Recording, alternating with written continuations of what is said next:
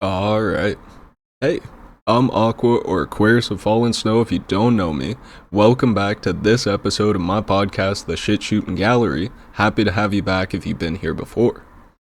So in this episode, I had some synchronicities just now while I was cleaning, and I wanted to talk about them on the podcast.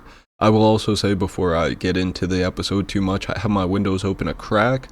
Hopefully it doesn't come through too much on the audio, but, that's life. That's part of it. I don't think it's going to be too intrusive, and if it is, I can try and cut it out as the episode goes, but we see what happens, right?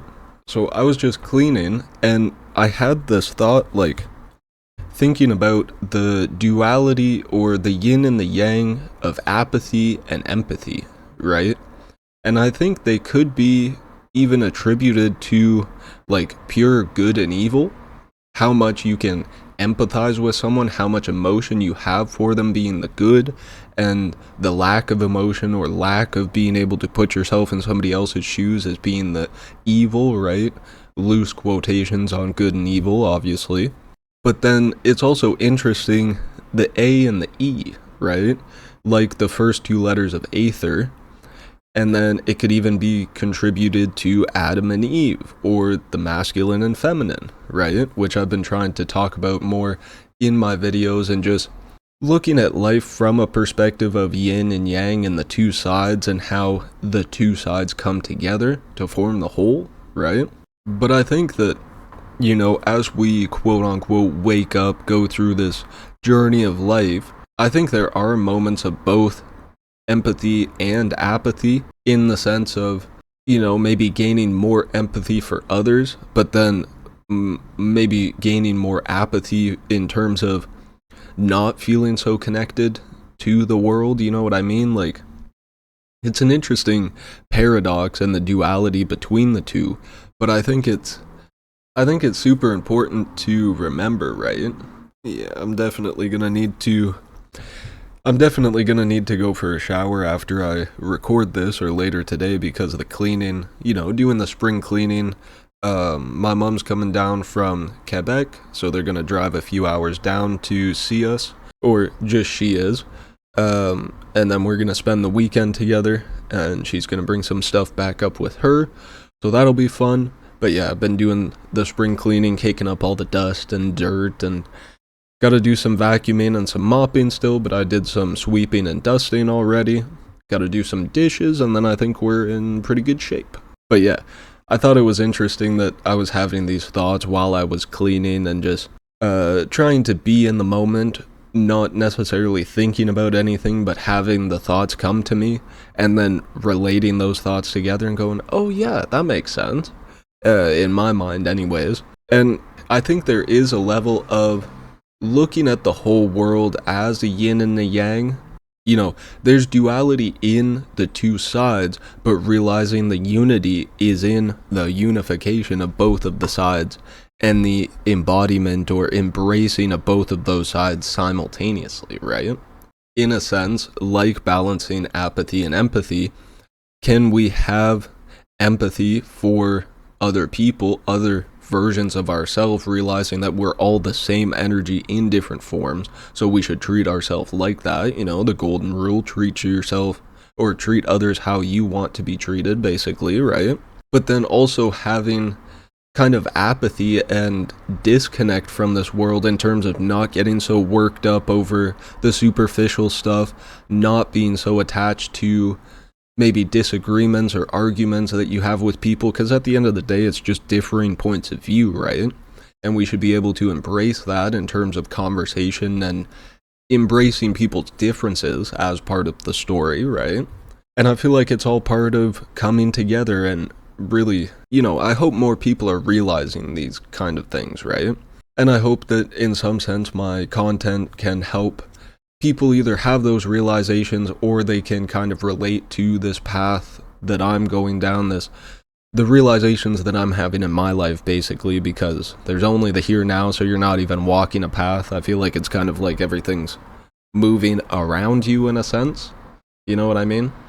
kind of like one of those futuristic VR games where you're standing on a treadmill and then you can walk around in the game in the virtual reality, but in reality, like in our what we see outside of the headset, basically, you're just standing on a treadmill moving in place, right? And I feel like there's a level of reality to that statement, even in terms of, I feel like that's kind of another way to visualize quote unquote God, or this idea that, you know, we are all the same energy, in my mind, coming from the same source, emanating from existence and thought as itself. And are we not, in some sense, just kind of in one place while things are moving and happening around us, right?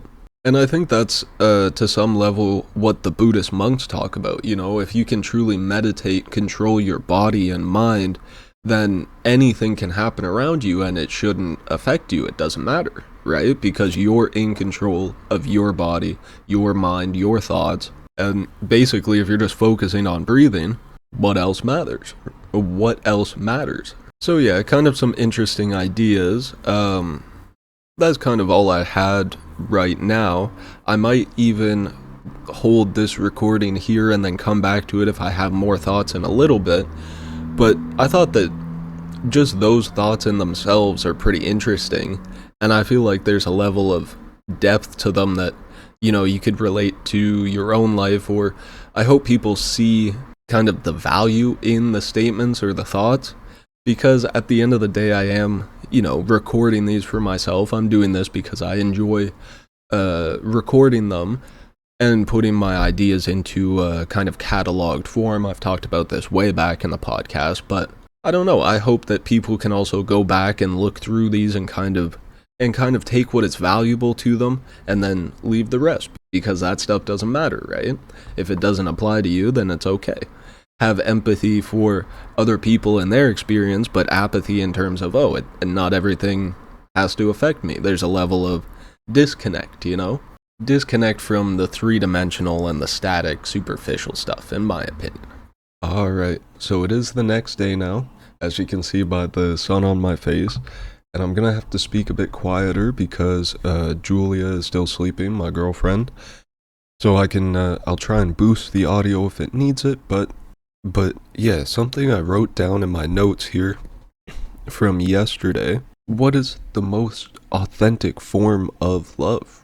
And I wrote down a few notes and I asked Jewel, and we were kind of talking about it a little bit, but here are a few of the notes. Is unconditional, I think space, empathy, to some sense neutrality, without bias or ego, forgiveness, and then a bit of apathy and empathy, right? Yeah, and I'm thinking about it more today. I think the apathy would come more from disconnecting from the things that don't really have value to your life or that don't add value to your life. I would say things like politics or social, political, whatever it is. Basically, what they talk about with cynicism, where it's not necessarily having a negative outlook on life, but realizing that the societal values that we put so much emphasis on really don't matter that much. And if we as people were able to show a more authentic form of love, or to just show love more often than we do already, in a form of unconditional empathy with neutralities, without the bias or the ego, what would the world look like? How much different could it be from what it is currently? And that's not to say that it has to be different, but it's also coming from a level of accepting how the world is right now, understanding that it is that way because of, you know, all the people that have come before us, but also having the understanding and acceptance and gratitude to be able to change our future and our reality with the ability to manifest, to create, to think and to speak and have conversation. I think that's a beautiful part of life that we need to remember. We need to remember, right? And it kind of makes me think of yesterday. I was looking out my window before I was going to smoke, and I noticed there was a red pickup truck waiting at the lights, with a decal on its back window that said "Not Fragile" in all capital letters over a Canadian flag. And I was just laughing to myself, thinking like, well, that is one of the most, that screams insecurity, and that's one of the most insecure things I've ever seen, is to say, oh, I'm not fragile, I don't tap into my emotions, whatever, but I feel like that's more you telling on yourself and saying that you have no ability to connect with that level of yourself, right, or a more feminine side. Because we should have a balance of both the masculine and the feminine within all of us, right? It shouldn't be on any one of us to say, oh yeah, I'm a super masculine person or I'm a super feminine person. Like, there should be a balance of both, in my opinion. I guess there also needs to be a level of, acceptance and understanding that there are those people in the world. And chances are they are probably not going to wake up anytime soon to the things that we're talking about, to these topics. But there still needs to be a level of showing them love and empathy and understanding how they were raised to get to that point of, oh, being a manly man or not feeling emotions, whatever. It's like, okay, I feel bad for you at that point. Like, it seems like you're missing out on a almost fundamental level of life, you know what I mean? But then, yeah, I don't know. I've always been like that, though. A story that made me think of or remember from high school was a time when I tried to go out for lunch with a chick, and we walked past this truck, and it has a bunch of branding on it, and it's this big lifted truck, and I said, oh wow, it looks like he's not compensating for anything, right? And she looked at me with like this, like she just seen a ghost basically. She was like shocked, and she's like, my dad does the marketing for that company. And I'm like, I felt bad in the moment, but thinking back to it, it's like, okay, that's not my fault. Like, it's not my fault the marketing isn't working on me. Like, I'm not the target market, I guess. But that was just hilarious that, I'm already seeing through this shit since way back. Like, yeah, I forget what the brand was even, but I think it was some bar and grill restaurant type thing, and I was just saying like, oh wow, it looks like they're compensating for something.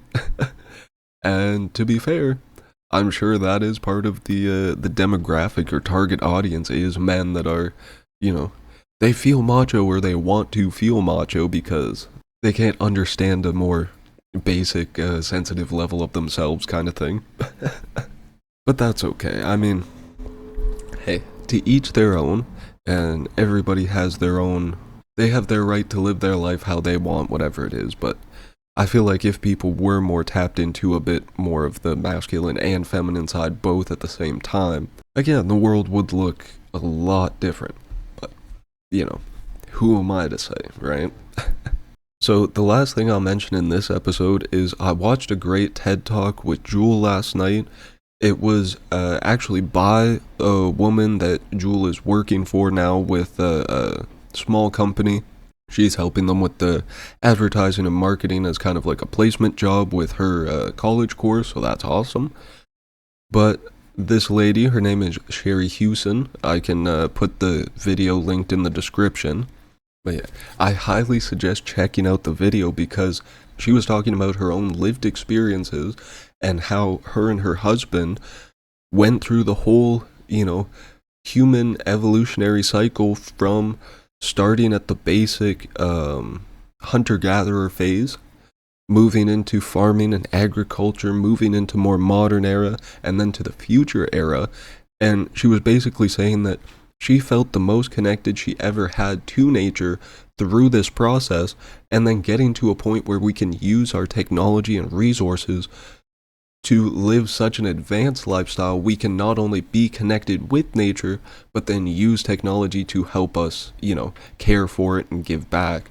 I just hope that with AI and with all these advancements we're making, we could truly get to a level of advancement or life where people don't need to worry about going to work to make a salary, to pay their bills, to buy their food, to survive, whatever the fuck, but to actually have a life where we can use the robots and AI and technology to do the factory work, the manufacturing, all the labor-intensive stuff, give us the infrastructure we need, and then to truly focus on advancing as society, as individuals, as a human race, rather than focusing on borders or government, or rather than focusing on borders or what makes us different, our differences, right? Skin color, whatever it may be, and then focusing on actually trying to empower everyone and bring everyone together. To me, that seems to be one of the most obvious and major flaws with our current society, is that people can't work together. They don't know how to truly at a fundamental level. They'll work together at a superficial level to make their paycheck and to make their money, whatever, but it needs to be at a more fundamental societal level that we're okay to work together and to like have that level of community and love and just like understanding for everyone. But hey, what do I know? I'm just one of the individuals in the system. I'm not the whole system. Or am I? You see what I did there? We're all the same consciousness in different bodies, right? And if we could just understand and wake up to that fact, what would the world look like? You know what I mean? If we could truly put ourselves in each other's shoes, if we could truly help each other out and not care about what country we're from or what our backgrounds are. You know what I mean? But yeah, that being said, I think this episode has gone on long enough. Hopefully the audio wasn't too bad at that little switch up point in the middle. I'll try to mess with the audio and make sure that the levels are somewhat even, but no promises. Tune in for the next one and it should be better, you know. That being said, if you did enjoy this episode of the podcast, make sure you leave a like because it helps out the channel a ton, and subscribe so you never miss a new release. I'm always working on something new, so you never know what it could be. Also, I'll make sure that the playlist with all the podcast episodes is linked at the end of the episode, so if you want to check out more episodes of the podcast, you can click on that. I'll also have YouTube recommend you one of my videos that you'll probably enjoy, so if you'd rather see that instead of the podcast, definitely check it out. I really appreciate it. But yeah, join the community and then you can be part of these conversations and let me know what you think on what I'm talking about. Who knows, maybe in the future you could even be a guest on the podcast. I'm happy to talk to anyone about anything. But again, I think this episode has gone on long enough, so I'll leave it here for now. Like I say in all my episodes, I love you, stay safe, good luck, and take it easy.